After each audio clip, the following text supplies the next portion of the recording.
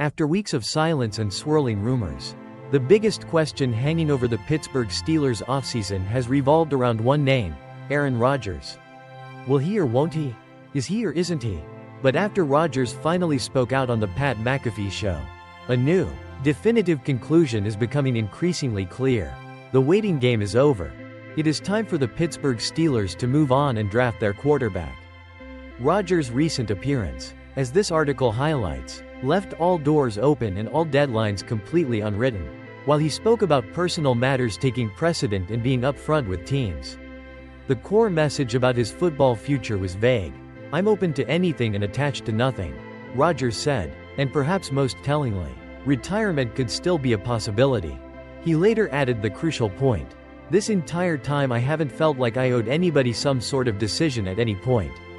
If NFL teams are to take Rodgers at his public word, and the article argues they absolutely should, there is no clear, definitive track toward him continuing his career anytime soon.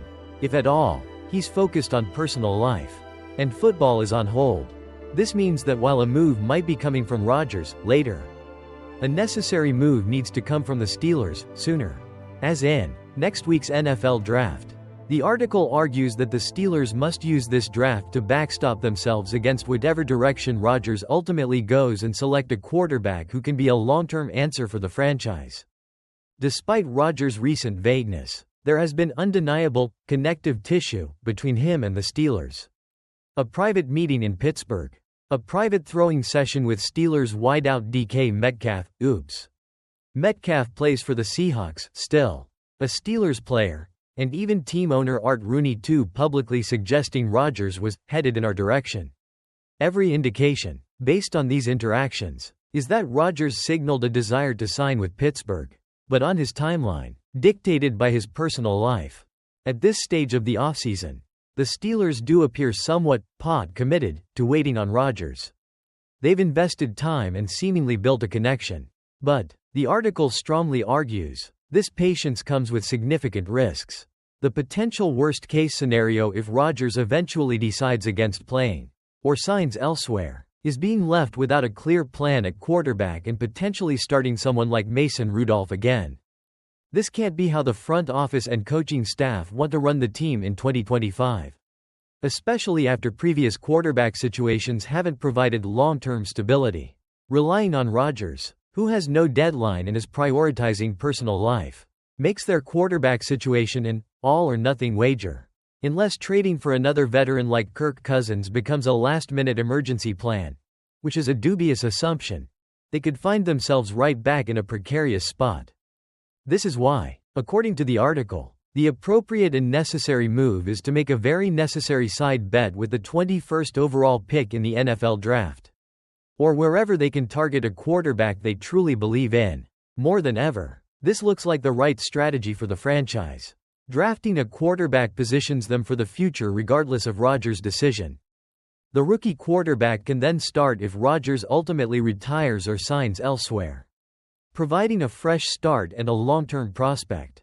Or, if Rodgers eventually signs with the Steelers after tending to his personal matters, the rookie gets the invaluable opportunity to sit and learn from a future Hall of Famer, setting them up for future success. The beauty of this approach, and perhaps the most valuable snippet from Rodgers' interview for the Steelers, is his own words giving them the justification they need to make this move without feeling like they're breaking any unspoken agreement. "This is my life. If you need to move on, if you need to do something, by all means. Nothing but love and respect if that's the decision that needs to be made." But there's been no deadline. Rodgers himself has given the Steelers the green light to move on if they feel they need to. There are no hard feelings from his side.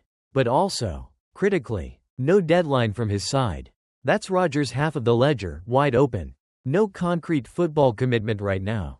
The other side of the ledger, the Steelers' quarterback situation, is entirely within Pittsburgh's control next week. It is time for the Steelers to take control. It's time to add a quarterback to that ledger. On their terms, the NFL draft awaits.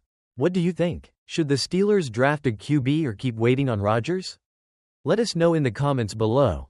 Thank you again for your patience and for holding me accountable.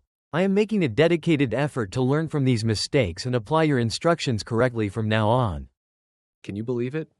Aaron Rodgers just dropped another puzzle on the NFL world.